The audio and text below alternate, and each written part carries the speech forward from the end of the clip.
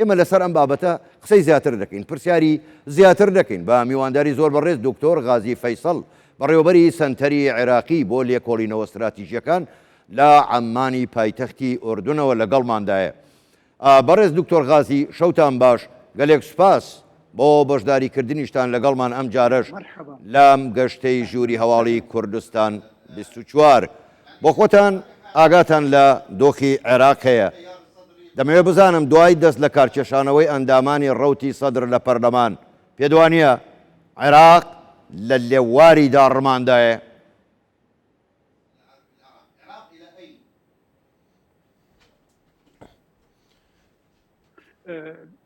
زۆر سوپاس بۆ ئەم داوەتنامەوە سڵاو بۆ گەلی کوردستانی ئەزیز و بۆ کوردستان 24 گرنگ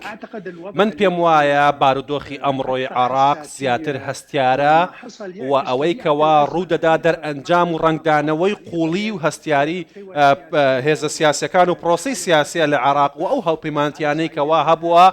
لە ڕووی ڕوئیا و لە ڕووی پەیڕەوی کاکردن و ئامانجەکانی ئەوەی کە هەبووە کێشی گەورە لە عێراقدا ئەوەیە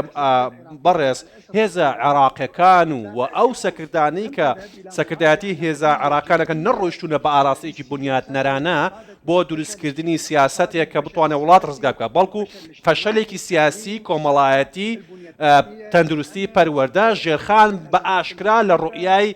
سەکردە سیاسەکان و حزبە سیاسەکان دیارە واتە بوو فەوزای کاتۆشیا و فڕۆکەی بێفڕۆکەوان و هێرشەکان دەرئەنجامی ئەو فەشەلە سیاسەیە بۆیە پرۆسی سیاسی عێراق و هەموو حزبە سیاسەکان پێویستیان بە مڕاجعەیەکی بنەڕەتی سەرەکی هەیە پێویستە یاساکان دووبارە دابڕێژنێنەوە پێویستە دەستکاری دەستور بکرێت و پێویستە سروشتی پەیوەندی لە نێوان دەسەڵات و هێزە سیاسەکان دەستنیشان بکرێت ڕۆڵی پەرلەمان ڕۆڵی دەسەڵاتی جێبەجێکردن هەموو ئەمانە پێویستی بە پێداچوونەوەیەکی گرنگ و بنەڕەتی هەیە بەداخێکی زۆرەوە هێزە سیاسەکان بە ئاراستەیەکە ڕۆیشتونە کە تەواو مانای فەشەلی سیاسیە هەموو هەوڵیان بداوە بەدەستهێنانی پارەپور و پۆستی سیاسی نەک خزمەتکردنی خەڵک بۆیە ئێمە گەیشتونە بم باردۆخ ئەمڕۆ گەیشتونە بە کارەزاتێکی سیاسی ئەوەی کە پلاسخار لە بەردەم نەتەوەیەکردوەکان ئاماژەی پێدا بەڕوونی ئاماژەی بە سروشتی کێشەکانی عێراق کرد لەوەی کە سەکردە سیاسەکانی عێراق بەلایەنەوە گرنگ نییە بەژەوەندی ملت چییە داواکاری گەلی عێراق چییە و نەخوێندەواری و گەندەڵی و بوونی تاوانی ڕێکخرا و مافیاکان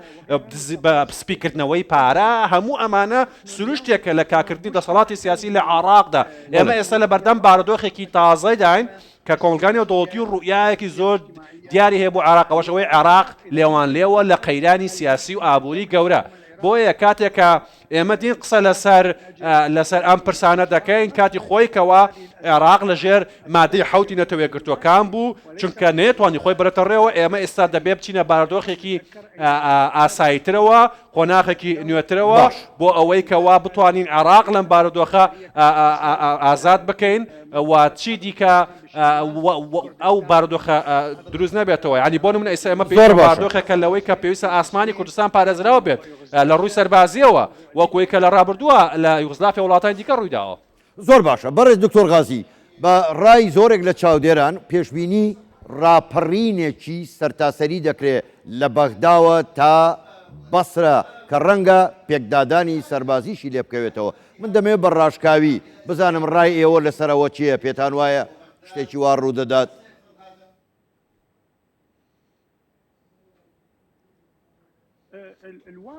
واقعەکە لە عێراقدا بە شێوەیەکە ئەم بارودۆخ و قەیرانەی کەوا ئێستا هەیە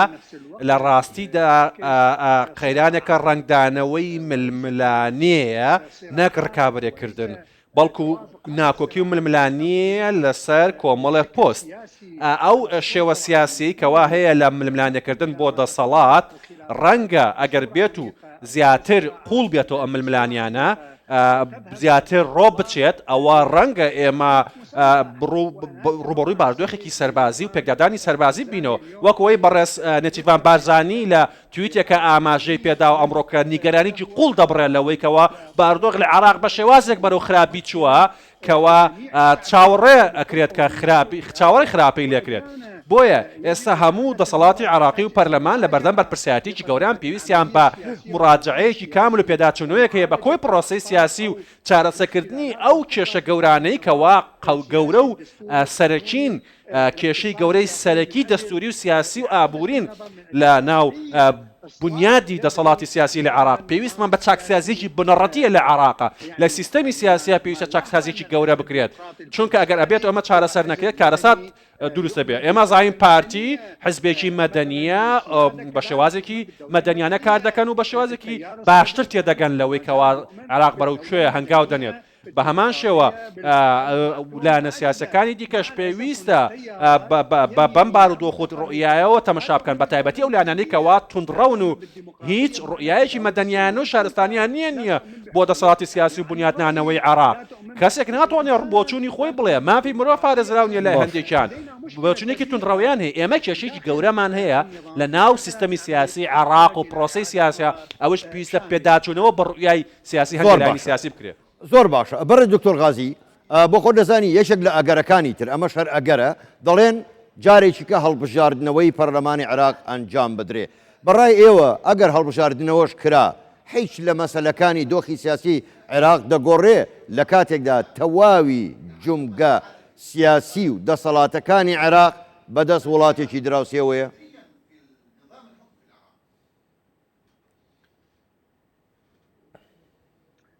بەڵێ ئێمە دەتوانین بڵین هەڵوەشانەوەی پەرلەمان دووبارە ڕۆیشتنەوە بۆ هەڵبژاردن لە ساڵی داهاتوو و گۆڕەکاری لە یاسای هەڵبژاردن و یاسای کۆمیسیۆن بە دڵنیایی و یەکێکە لە سیناریۆکان و یەکێکە لە چارەسەریەکانی گونجاو کە پاش ئەوەی کەوە زیاتر لە نیوەی ئەندامانی پەرلەمان و ئەویسە لە 73 ئەندام پەرلەمانی سەدڕی دەست لە کار کێشانەوەیان پێشە کردووە ڕەنگە ئەندام پەرلەمانی دیکە داوا بکەن دەست لە کێشانەوە پێشکەش بکەن یاخود بەشێک لە سەربەخۆیان ڕەنگە دەست لە کێشانەوە پێشکەش بکرێت ئێستا داواکاریەکەیە بە ئاراسی هەڵوەشانەوەی پەرلەمان لە ناو شەقامی عێراق ئەواتە ئەمڕۆکە چوارچەوەی هەماهەنگی کۆبوونیان هەبووە ئەم هەڵوەشانەوەی پەرلەمان یەکێک بووە لە تەوەری گەفتوگۆکان هەندێک دژی هەڵەشانی پەرلەمان هەندێکشت لەگەڵیدان بەڵام لە کۆتاییدا دەتوانین بڵین ڕەنگە ئەمە بژاردەیەکی دروست بێ بۆ پرۆسەی سیاسی عراق و چاکردنەوەی پرۆسەی سیاسی عراق ئەگە بێت و لایەنەکان شکست بێنن لە پێگەێنانی حکوومەت بە تایبەتی چوارچەوەی هەماهەنگی کە شکست بێنێ لە دروستکردنی حکوومەتێکی نیشتیمانی کە پاڵپشتی ئەنجومەنی نوێنەدان و لایەنە سیاسەکانی هەبێت ئەگەر ئێمە بەرەو باردۆخێکی نەخوازرا و نادیار هەنگاو دەنین بەڵام لە هەمان کاتە تەیاری سەدری ئەگەر ببێ بە ئۆپسیۆن ئەوە دەبێتە ئۆپسیۆنی شەقام و هەروەها بە ئاراستەیەک دەڕوات کەوە ڕەخنە و جایەتی لە حکوومەتی داهاتوو دەگرێت و ڕەنگە ئێمە ڕوبەڕووی یا با بڵین جۆرێک لە ناخۆپشاندان ببین لەسەر شەقامەکان دژی گەندەڵی ڕەنگە کێشەی هەژاری و ئەمنی و گەندەڵی زیاتر سەر هەڵ بدات بۆیە پێویستمان بە چاکسازیکی بنەڕەتی هەیە بەڵام کوێ لەگەڵ چاکسازیە کێش لە دژی چاکسازیە هەیە لە عێراقدا هەردوو لایەنەکە بۆیە ئێمە چاوەڕێی پێشخەرێکی سەرۆک بارزانانی دەکەین کە ڕەنگە بتوانێت هەندێک چارەسەر پێشکەش بکات بۆ قەیرانی ئێستای عێراق و ئەگەر بێت و وەڵامێک نەبێت بۆ دەست پێشخەرێکە لەلایەن چوارچێوەی هەماهەنگی و حیزبەکەەکانی دیکە ئەوە بەدڵنیایەوە ئەگەر بهات و پێداگیر بوون لەسەر بۆچوونی خۆیان ئەوە بێمە بەرەو هەڵوەشانەوەی پەرلەمان دەڕۆین و ئەم حکوومەتی کازمی بەردەوامە بێت لە کارەکانی خۆی واسە کۆمار بەردەوامە بێت تاوەکو هەڵبژاردنێکی دیکە ئەنجام ئەدرێت بەڵام بەدڵنیایەوە ئەمانە هەموو پێویستیان بە تەفسیر و لەگدانەوەی جیاوازی هەیە بزانین محکەمەی فدرالی و دادگای فدرالی چی دەڵێت لەسەر ئەم پرسانە زۆر باشە بەڕێز دکتۆر غازی بۆ خۆ دەزانی لە 100 ساڵی ڕابردوودا لەوەتی عێراق دروست بۆ عێراق نەیتوانی ببێتە دەوڵەتی هاوڵاتی بوون بەڵام بەڕای ئێوە پێدوانیە باشترین چارەسەر بۆ ئەم دۆخەی عێراق بۆ ئەوەی عێراق ببێتە دەوڵەتی هاوڵاتی سێ فیدرالیە دروست ببێ فیدرالیە بۆ کورد بۆ سونە بۆ شیعە هەر کەس نەوماڵی خۆی ڕێک بخاو بەغداش پایتەختی هەموو لایەک بێ پێدوانی ئەوە باشترین چارەسەرە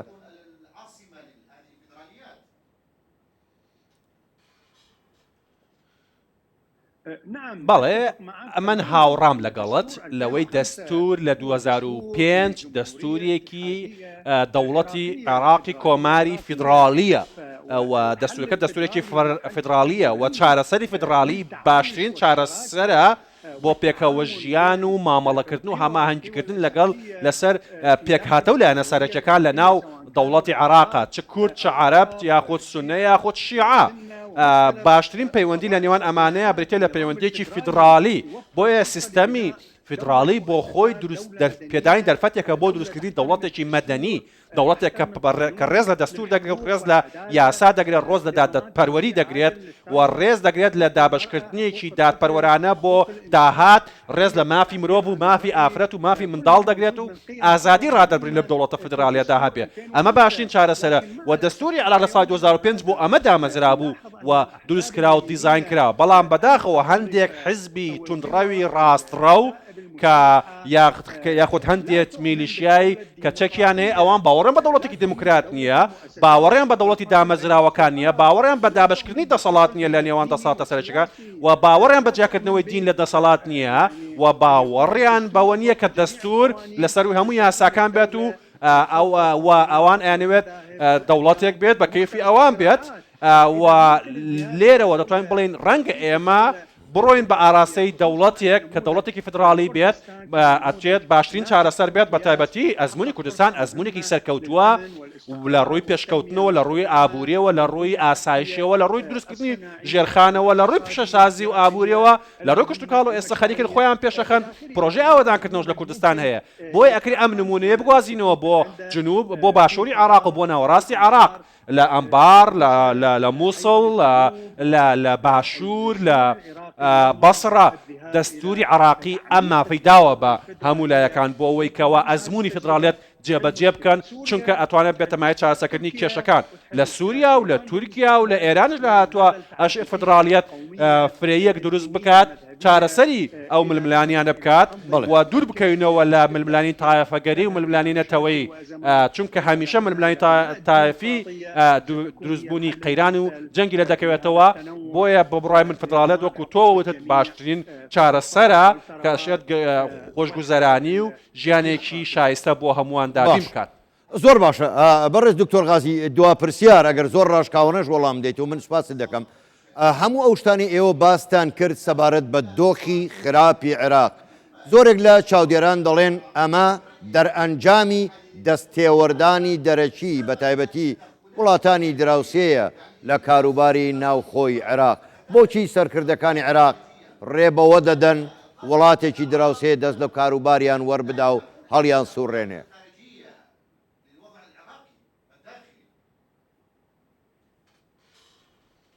بەڵێ بەڵێ من هاوڕام لەگەڵت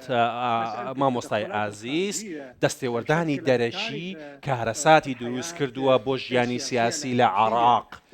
و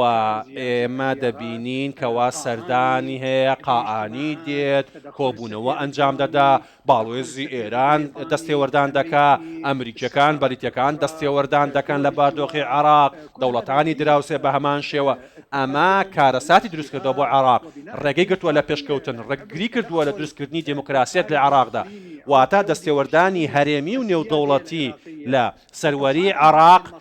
بۆتە ئەوەی کە دش بێتەوە لەگە بەرژەوەندەکانی گەلی عێراق ئەو چکە ئەوانە دیان دەستێوەردانەکان لەسەر بنەمای بەرژەوەندی خۆیان و هەندێک جار ئەم دەستێوەردانە بۆتە مای شکستپێنانی هەموو دەرفەتێک بۆ پێشکەوتن و دروستکردنی ژێرخانێکی باشی سیاسی و ئابووری بۆ عێراق بۆ نمونە ئەگەر بێت و دەستێوەردانی ئەو هێزە هەرێمیانە نەبووایە ئەوە هەرگیز پرۆسەی سیاسی لە عێراق شکستی ناهێنا بۆ ماهەشت مانگ لەوەی کەوا هەڵبژاردن ئەنجام درراوە ئەمە فەشەلێکی یەکجار گەورەی لە پرۆسەی سیاسی و بۆ پرۆسەی سیاسی عێراق تا ئێستا فەشەل هێنراوە لەوەی سەر کۆمەڵ هەڵبژاردێ فەشەل هێنرا لەوەی کە حکومەت دروست بکرێت هەمووی دەرئەنجامی دەستێوەردانی دەرەکی دەوڵەتانی هەرێمیە بە پلەی یەکەم کە بەدڵنیایەوە کارەساتێکی گەورەیە بۆیە من ئەمێ بڵێم لەبەر ئەم هۆکارە پێویست ئێمە بڕۆین بەرەو ئەوەی عێراق بێلایەن بێت نە شەرقی بێت نە ڕۆژ ئاوایی و غەربی بێت بەڵکو پەیڕەوی لە سیاسەتی هەرێمی هیچ دەوڵەتێک نەکات و لە بەژەوندی دەوڵەتێک کار نەکات بەبێت بەژەوەندی عێراق بەژەوەندی بێ لە پێناوی گەلی عێراقدا لە بەژەوەندی کورد و سونە و شیعە بێت ئەگەر نا ئەم قەیرانانە تەواو نابێت و عێراق بەردەوام لەم شکستهێنانە ئەبێت کە ئێستا دەیبینین وەکوی بەڕێز نەچیروان بارزانی ئاماژەی پێدا ئەو گوتارێکی زۆر نیشتیمانی عێراقیانی پێشەش کردین کە تیایدا چۆن پێویستە چارەسەر لەم کێشانە بکرێت لە ناو خاکی عێراقدا زۆر باشە زۆر بەڕێز دکتۆر غازی فەیسەڵ بەڕێوەبەری سنتەری عێراقی بۆ لێکۆڵینەوە استراتیژیەکان ڕاستەوخۆ لە عەمانی پایتەختی ئوردنەوە لەگەڵمان بووی گەلێک سوپاس بۆ بەشداریکردنتان لەگەڵمان لەم گەشتەی ژووری هەواڵی کوردستان 24 سوپاس بۆیەوە شەوتان باش.